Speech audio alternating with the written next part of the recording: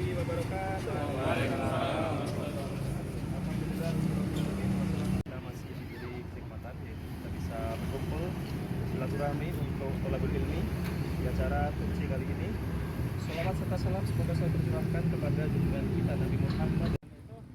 Ada rel kereta yang tidak ada pintunya, Ada palangnya, hati-hati. Tidak ada palangnya, nah ini mohon dikondisikan lah. Tapi itu tidak akan jalur cepat sih karena dekatnya stasiun. Klaten pada pagi hari ini terlebih dahulu mari bersama kita berdoa memohon kepada Allah mudah-mudahan Allah berikan keselamatan, perlindungan dan juga penjagaan bagi kita semuanya sehingga sejak berangkat hingga kembali ke pangkuan keluarga dalam keadaan sehat walafiat dan safar kita menjadi safar yang diberkahi serta ilmu yang kita dapat menjadi ilmu yang bermanfaat. Bismillahirrahmanirrahim. Allahumma shalli ala Muhammad wa ala alihi wa sahbihi wa sallim ajma'in walhamdulillahi rabbil alamin. Allahumma la sahla illa ma ja'alta. Kajian pagi hari ini saya beri 2 materi. Ya, kalau 2 itu sedikit. Karena kalau banyak itu 3 ke atas. Jadi kalau sudah masuk 3 itu jumlahnya banyak. Karena dalam bahasa Arab 3 itu sudah jamak. 3 itu sudah jamak.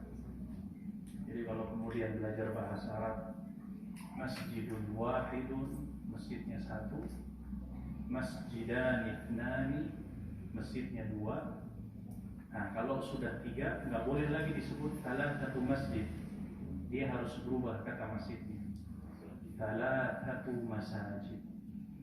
Ini menunjukkan berarti ya, 3 itu sudah jumlah yang banyak. 3 itu sudah jamak. Kalau dalam bahasa Inggris apa namanya? Plural namanya. Dia sudah harus berubah katanya. Ya. Jadi kalau kemudian masih 2 itu belum banyak. Tapi kalau sudah 3 ke atas berarti itu sudah banyak dalam bilangan bahasa Arab. Ya. Makanya kalau yang pernah belajar fikihnya Al-Imam Asy-Syafi'i, kenapa memang ada sebagian pendapat kalau sholat gerakannya lebih dari 3 kali itu ada yang menyebutkan membatalkan. Karena dianggap 3 itu sudah banyak. Ya, maksudnya gerakan-gerakan yang tidak ada manfaatnya.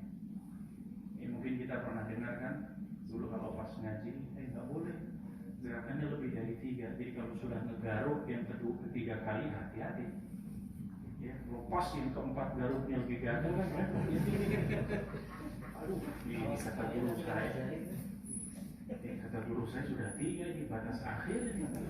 Ya, pas yang keempat gatalnya luar biasa. Wah. Makanya diistilahkan 3 itu sudah jumlah yang banyak. Baik. Tema yang pertama, poin yang pertama, saya ingin melengkapi apa yang disampaikan Ustaz Saleh berkaitan tentang tadi cerita yang cukup panjang ya, cerita tentang nikmat, cerita bagaimana keadaan Nabi SAW yang lebih banyak laparnya dibandingkan dengan ya, kondisi kenyangnya dibandingkan mungkin dengan kita. Artinya kita akan berbicara seputar makanan, ya seputar makanan dengan seputar salah satu kegiatan rutinitas kita yang sering kita dapati dalam keseharian. Artinya apa? Saya ingin mengingatkan tentang etika, mengingatkan tentang adab. Ya. Nanti yang kedua kita akan belajar ya, Al-Quran dari surat yang sering kita baca. Yang pertama, ya berkaitan tentang rutinitas harian kita kan nggak jauh-jauh ya. Dari berpakaian, dari makan, minum. Ternyata rutinitas harian tersebut 14 abad yang silam itu Nabi SAW sudah mengajarkan kepada kita. Bagaimana sih seharusnya seorang muslim itu? Ternyata agama Islam itu dalam perkara yang remeh-temeh itu ada aturannya. Makanya ketika Salman Al-Farisi pernah didatangi oleh salah seorang kafir ini bertanya kepada Salman, tapi pertanyaannya yang agak sedikit ngece. Apa kalau bahasa Jawanya? Ngece gitu ya. Dikatakan, mengatakan, "Allamakum nabiyyukum hatta al-qira'ah." Wahai Salman, apakah nabimu juga mengajarkan kepada umatnya tata cara buang hajat? Wah, ini ya kan pertanyaan tapi kan agak nitnya gitu ya. Dikatakan qala na'am, ya. Nabi kami mengajarkan bagaimana tata cara buang hajat. Nah, disitulah disebutkan naha an nastanjiya bil yamin. Nabi kami melarang kalau lagi beristinja nggak boleh pakai tangan kanan. Wa naha an nastanjiya bi aqalli min 3 ahjarin. Nabi kami melarang kalau beristijmar itu kurang dari 3 batu. Wa naha an nastanjiya bi qiblah. Tidak boleh ketika buang hajat menghadap al-anbiya'i wal mursalin wa ala alihi wa sahbihi ajma'in. Alhamdulillah, Zakafillah. Pertama-tama marilah kita ucapkan puji syukur kehadirat Allah Subhanahu wa taala yang mana telah memberikan kita banyak kenikmatan, nikmat iman, nikmat Islam, dan nikmat kesempatan serta kesehatan. أعوذ بالله من الشيطان الرجيم.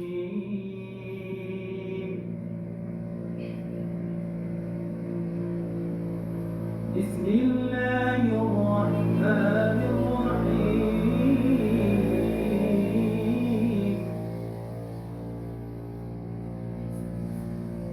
سبح لله ما في السماوات وما في الأرض وهو العزيز الحكيم. Baik, bismillahirrahmanirrahim. BMC, right together.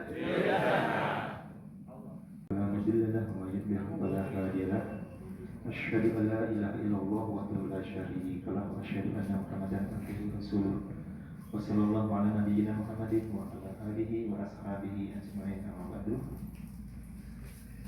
Asal dan pembina BMC yang kami muliakan, sahabat semua Zakafillah yang kami cintai, marilah yang pertama dan yang paling utama kita selalu panjatkan puji syukur kita kehadirat Allah Subhanahu wa taala atas taufik dan hidayahnya. Alhamdulillah di pagi yang cerah ini kita bisa berkumpul untuk mengaji bersama, untuk silaturahmi. Salawat dan salam semoga tercurahkan kepada junjungan kita Nabi Muhammad sallallahu alaihi wasallam.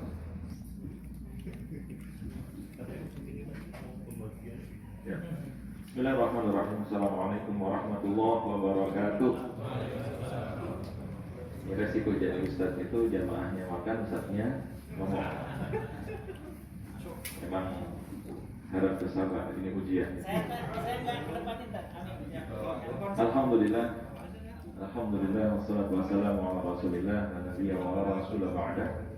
Allahumma salli ala sayyidina wa habibina wa syafi'ina wa qurrati a'yunina nabiyyina Muhammadin wa ala alihi wa ashabihi wa man tabi'ahum bi ihsanin ila yaumiddin. Subhanaka la ilma lana illa ma 'allamtana innaka antal alimul hakim. Ihafillah rahimani wa rahimakumullah, para asatidzah, para pembina dan juga pengurus BMC dan juga seluruh syekhul fillah rahimani wa rahimakumullah. Alhamdulillah kita bersyukur kepada Allah pagi hari ini setelah menempuh perjalanan yang cukup jauh dari base camp sampai ke tempat kajian kita pagi hari ini. Tentu kita akan menemukan betapa banyaknya nikmat yang telah kita rasakan sejak kita berangkat sampai ke tempat ini. Mulai dari jalan yang bagus, pemandangan yang Masya Allah, yang seharusnya ini menjadikan kita selalu mengingat siapa yang menciptakan segala-galanya. Karena dengan kita mentadabburi apa yang Allah Subhanahu wa taala ciptakan, kita akan semakin mengenal siapa yang menciptakan.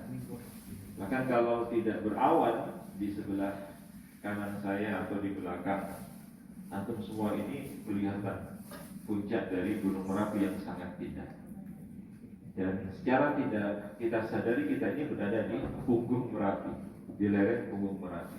Mudah-mudahan dengan kita ngaji pagi hari ini Merapi semakin tenang dan juga turut mendoakan. Karena di mana kita berpijak, di situ kita bacakan ayat-ayat suci Al-Quran, maka bumi itu seolah-olah berterima kasih kepada kita. Mereka rindu kapan mendengar ayat-ayat Allah. Sebagaimana bumi murka, bahkan dia melaknat, mendoakan keburukan bagi siapapun yang melakukan kemaksiatan di atasnya. Artinya semakin banyak kita menjelajah ke tempat-tempat yang belum pernah kita tempuh, lalu di sana kita membaca Al-Quran, di sana kita memuji Allah, mentadabburi ayat-ayatnya, maka semakin banyak pula asar-asar, jejak-jejak kebaikan yang kita tinggalkan. Oleh karena itu bersyukur ya kita semuanya ada wadah BMC yang secara tidak langsung bisa menambah ukhuwah, termasuk juga menyegarkan, merefresh pikiran kita, menceriakan suasana kita. Maka rugi kalau ikut BMC pulang masih bersengut, merengut, atau masih sedih, masih gelisah, berarti belum lulus. Lulus BMC itu kalau perasaannya selalu bahagia, seolah-olah dalam dirinya ini sudah tidak ada lagi rasa gelisah, susah, tidak ada perasaan lagi khawatir, apalagi perasaan-perasaan yang membuat kita takut apapun. Oleh karena itu, di dalam Al-Quran Allah Subhanahu wa Ta'ala mengingatkan kita, A'udzubillahi minasyaitonir rajim, ala inna awliya Allahi la khawfun 'alaihim wa lahum yahzanun alladzina amanu wa kanu yattaqun. Ingatlah, sesungguhnya para kekasih Allah, aulia Allah, wali-wali Allah. Insyaallah kita semua ini wali. Wali kalau tidak wali murid, ya wali santri. Tapi paling tidak kita akan tahu bahwa wali itu bukan orang yang sholat di atas daun, bukan yang bisa